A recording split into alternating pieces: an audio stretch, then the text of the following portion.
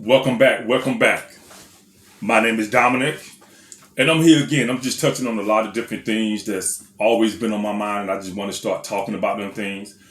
And this is right here is going to be my second video to post, and I'm just talking to the youth, young men, young black men especially. I would like to know just what makes young black men think it's okay to walk around with your pants hanging off your butt cheeks.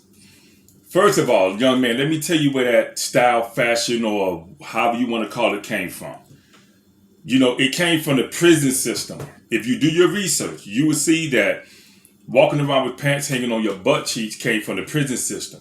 And that was the way for if you was an inmate and another inmate saw you walking around with your pants below your butt cheeks, they didn't even have to ask you if you got down with that certain lifestyle because your pants below your butt cheeks were going to tell them all they needed to know. So that would let them know whenever it get late or whenever we can sneak off and do what we do, you'll be my girlfriend for the day, the night, however you want to put it. That's what walking around, that's where the style came from with when people wore their pants below their butt cheeks. It came from the prison system. So young man, before you try to follow fashions and trends and things that you don't know about, all I ask you to do is do your research. Do your own due diligence and pull up stuff. And you will see where things come from. Learn how to be leaders and not followers. And again, I'm talking to the youth, but it's right here for everyone. And that was question number one. Question number two.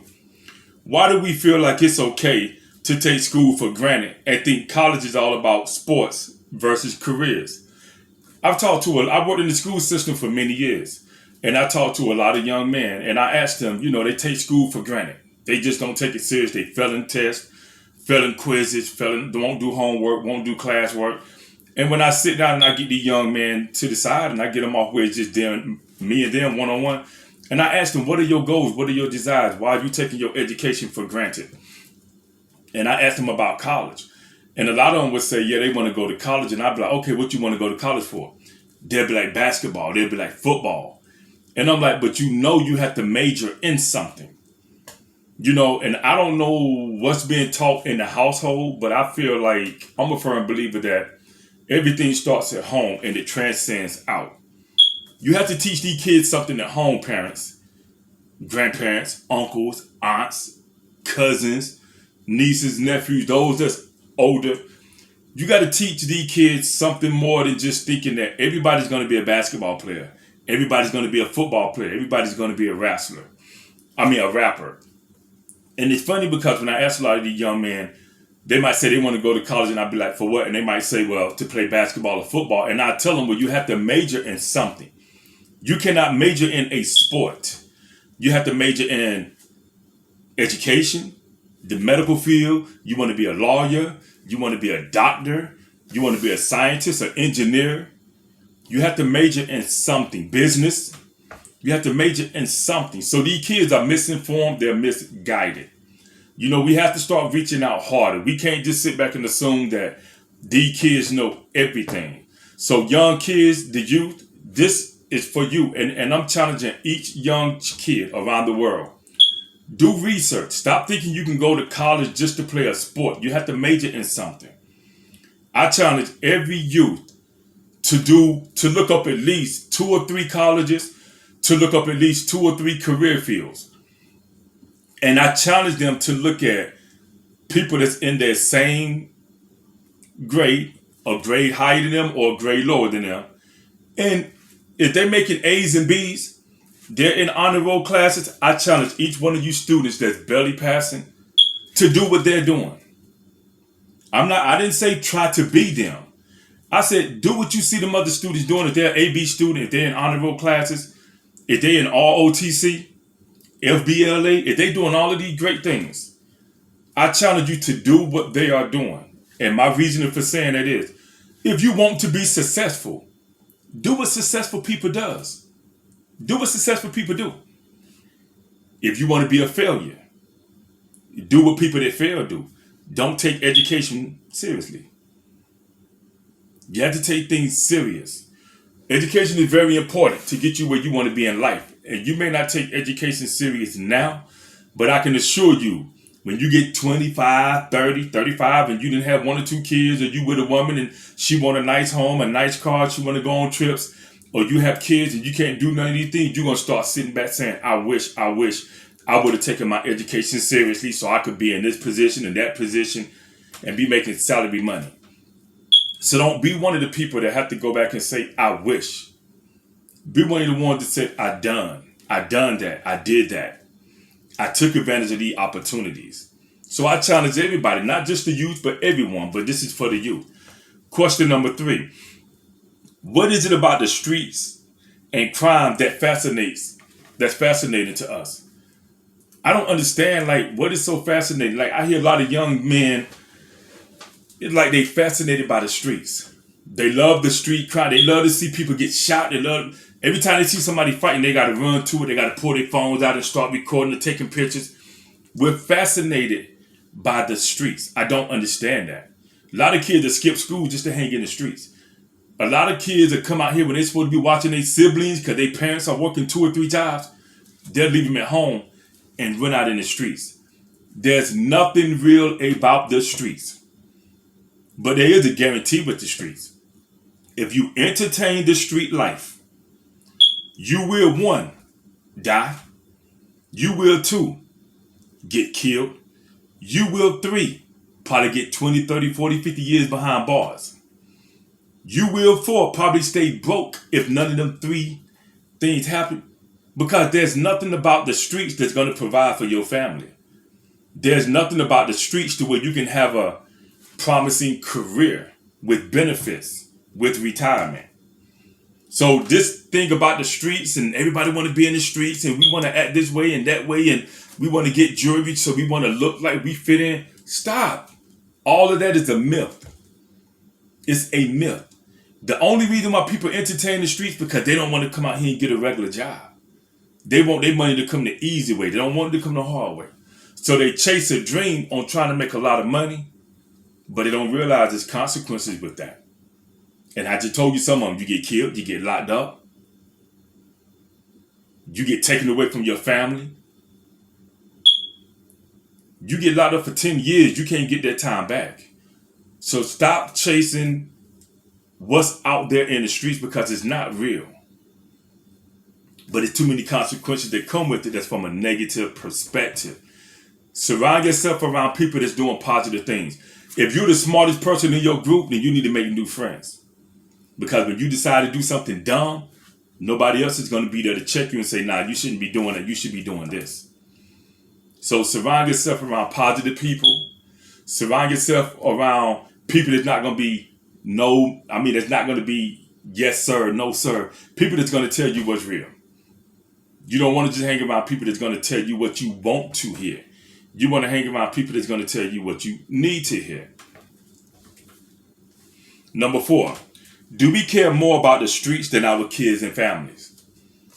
I think that's real, youth.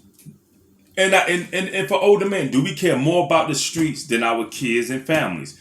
Because when you look at the prison system that I've worked in as well, it's alarming how many African American young men are locked up. And to hear them in prison, oh, they love their kids, but yet you got 5 and 10 charges. Drug charges, shoplifting, robbery charges. If you love your kids, you wouldn't be entertaining the streets so much. You would be at home. If you had to work at Walmart or wherever, you would be at home taking care of your family, providing. Young men, show your brothers how, be a role model to your brothers. Uncles, be a role model to your nephews. Fathers, be role models to your kids. And this world would be a better place to live if we all do that. You see somebody doing wrong, let them know. Don't let them slip and fall by the wayside. Pull them up. You see somebody doing something that you know, if you say, this is my homeboy, this is my brother. If that's your homeboy and that's your brother, that's your friend, you shouldn't let them come out here and do something negative that can cost them their life. You just shouldn't do that. Or cost them their freedom. You should tell them, don't do that, man. Because of the consequences that come with that. We got to start bigging one another up instead of tearing one another down. It's too easy to tear somebody down. Let's big one another up. Number 5, what do we consider leaving a legacy? What do we consider leaving a legacy? Is it that we came out here and we had sex with a lot of women for the men? Is that what we call leaving a legacy? Is it where we, or do we consider leaving a legacy where we came out here and we had 10 or 15 or 20 kids? Do we consider that being a legacy? You need to know what it is to be considered to leave a legacy. To me, leaving a legacy is if I put myself in a position to where if I have kids, I teach my kids. If I have sons and daughters, I teach my sons how to be men. My daughter, how to be a woman. I provide and keep a roof over their head. I keep them fed. I keep clothes on their back. Help them with their schoolwork. That's part of leaving a legacy. I put myself in a position to buy a home, to buy some land. So when I die, I have something to leave my kids. So they don't have to struggle and get it the hard way. Now life becomes a lot easier for them. That's part of leaving a legacy. Working hard so you can leave money and get life insurance so when you die, your kids can have $50,000 to $300,000. That's part of leaving a legacy. Nothing about the streets is the legacy to leave to your kids. You don't want them to inherit the prison life. You don't want them to inherit having to duck down from bullets shooting through their house on a regular basis. You don't want them to inherit every time they see the police, they got to duck down and hide. Nothing about that says legacy. But you have to get it here first. You have to mature. You have to want it. You have to seek. Anything you want in life, you have to seek it. Nobody said nothing in life was going to be easy. They didn't say everything was going to be hard either. But regardless whether things are easy and hard, you still have to try or you will never know. Number 6, why do most rappers only talk about money, killing, sex, streets, drugs, etc.? We look at any of the music genre, they do not promote the same topics and delusional myths as rap. Rap is the only genre of music that's constantly talking about sex, constantly talking about drugs, sleeping with different women, gang affiliations. They talking about gang banging, killing one another, popping pills. All of this. Rap is the only genre of music. No other genre of music does this. The platform is designed for us to fail and for us to feed our own people that look like us genocidal thoughts and everything. It's designed to wipe us out so they don't have to do it. And you know what I mean when I say they. We're doing it to ourselves. We get mad when the police shoot and kill us. But we're not mad at the next black man that's just going to kill another black man. For no reason as if it's nothing. So we got to stand up. We got to take aim, black people. It starts with y'all. Y'all are the future. We older people have lived our lives. Y'all are coming up next. What are y'all going to do with it? We pass y'all the torch. What are you going to do with it, young people? You going to sit back and wait for a handout? Or you going to come out here and put yourself in a position to receive things like financial wealth, financial freedom, homes, land, start businesses?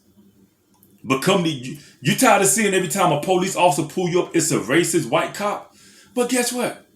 Start getting college degrees in them fields. We tired of every time we go to court, it's a white lawyer, white judge. Start majoring in them career fields. Every time you go to the doctor, it's a foreigner or a white man. Major in any career field so we can change the dynamic background of what we see and who we have to deal with when we go to the agencies. We got to change the outlook. We're not doing nothing. We sitting on our butts waiting for a handout. Stop waiting for handouts, young people, and come out here and pave a path. Get it the hard way a lot of times. Because guess what? When you get it the hard way, you respect it a lot more as time goes on. Because you can tell your kids how you got it the hard way. And nothing is wrong with hard work. Number 7, are we misguided as a culture? What do we look at? When it comes to our culture, we don't own anything. You think about it. You had the Ralph Lauren's, the Polo. When you look at fashion, From sneakers to clothes to everything. We spend the most amount of money in this country, but we own the least amount. I'm going to say that again. I'm going to repeat myself. We spend as black people, and this is for the youth and everybody. Please hear me.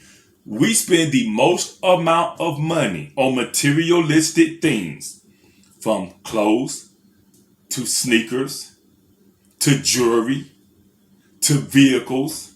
We spend the most amount of money on all of these materialistic things, right? But we own the fewest amount of them things. So what I'm saying is, for some that don't understand, look at the clothes that we wear. Look at everything you got on, from your shirt to your pants, your underwear, your socks, your shoes, your jewelry, your rings, your bracelets, your earrings. Look at everything that you wear on a daily basis and see who make them things. I'm not worrying about where they come from, what country. We'll get into that on another topic. See who make these things that you're wearing. And I guarantee you, the ones that make them don't look like you and I. They don't look like you and I. So that means we have to get on our A game. We got to stand firm. We got to get mind strong. We got to stop polluting our minds and getting caught up in the lights and the glamour and focus on what's important. If we want the next 2, 3, 4, 5 generations to be successful, youth, because it starts with you. If we want the next 2, 3, 4, 5 generations to be successful and to have it easier than the previous and the prior generations, you got to stand for something and fall for nothing. You got to come out here and say, you're going to be the next scientist. You're going to be the next fashion designer to design these hats, these shirts, whatever, these clothes. You're going to be the next one to come out with, you want to design the next car, the next cell phone or something. We know a lot of our inventions were stolen from us. We were brought here to this country. We know a lot of our things were stolen. We don't get credit for it. It is what it is. We got to start coming up with stuff. Because if not, nothing from nothing leaves nothing. So again, youth, I challenge you, as I said earlier in about the first or the second skip, you want to be successful. Do what you see somebody being successful is doing. Be observant. Pay attention to them. Do what they do. I didn't say be them. Do what you see them doing. If you in school and they studying every day, they going to tutoring to learn something that they may not necessarily completely understand, then do the same thing they do. If they making all A's on assignments, tests, quizzes, and you making C's or D's, have a conversation with them. Learn how to network. Learn how to network. Learn how to build your communities up versus tear your communities down. You don't have to sell drugs to make money. You don't have to sell drugs to live good. You don't have to come out here and kill another man or whoever that looked like you because y'all had a disagreement. Because they got on a different color shirt, pair of pants, or a flag hanging out their pocket because you don't like the color of something that they have on. Learn how to have a conversation and ask people, why you do this? Why did you do that? So I challenge all of my youth. I challenge y'all to be leaders and no longer followers. Lead your own path, lead your own destiny, go your own way. Don't follow. I challenge you and I guarantee you, if you do that, you will see your future become brighter. And again, my name is Dominic. I'm just coming up with questions that I'm always curious about when I talk to the youth. And I just want to start doing videos and just getting responses. So let me know what you think when I post this. Leave comments, everything. And share. Subscribe, share, leave comments. And we have to uplift one another. Stop tearing one another down, to lift one another up. I thank you, and I will be coming back with another platform. And as well, tune in, subscribe, like, comment, share. And I thank y'all. Have a blessed day. Thank you.